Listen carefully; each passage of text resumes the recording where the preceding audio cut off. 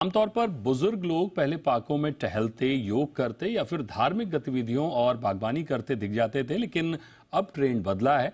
अब तमाम बुजुर्गों का समय सोशल मीडिया पर रील देखते हुए बीत रहा है। इससे इनका समय तो कट जा रहा है, लेकिन इनमें सेहत संबंधी समस्याएं बढ़ गई हैं।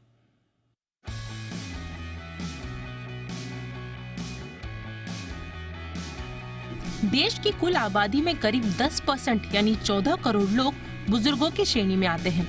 आमतौर पर सीनियर सिटीजन खुद को फिजिकली फिट रखने के लिए और समय काटने के लिए पार्कों में टहलते, योग करते, नाती पोतों को स्कूल बस तक छोड़ने, सुबह सुबह नुक्कड़ चौराहे पर दूसरे बुजुर्गों के साथ राजनीति पर चर्चा करते दिख जाते हैं।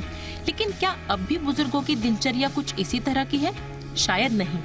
दरअसल स्मार्टफोन और सोशल मीडिया के चलते अब तमाम बुजुर्गों का समय इंस्टाग्राम, फेसबुक, एक्स, यूट्यूब और व्हाट्सएप के इर्द गिर्द गुजर रहा है। अब तक ये धारणा रही है कि बच्चे और युवा ही सोशल मीडिया की लत के शिकार हैं, लेकिन अब इस फहरिस्त में बुजुर्ग भी आ गए हैं।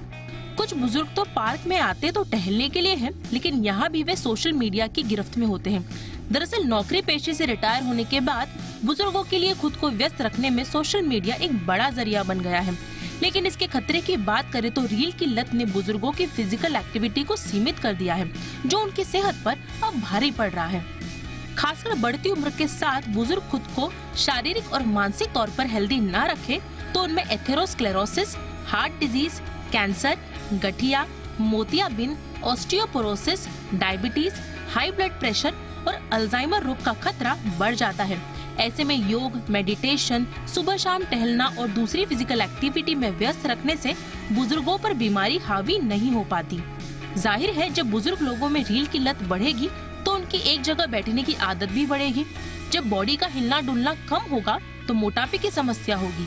मोटापा डायबिटीज और ब्लड प्रेशर की वजह बन सकता है। ब्लड प्रेशर से हार्ट डिजीज के खतरे हो सकते हैं। रील देखने की लत के चलते लोगों से मिलना जुलना कम हो जाता है। अकेलेपन के चलते डिमेंशिया का खतरा बढ़ जाता है। रील पर ज्यादा समय देने से नींद पर असर पड़ता है और इससे अवसाद की समस्या हो सकती है।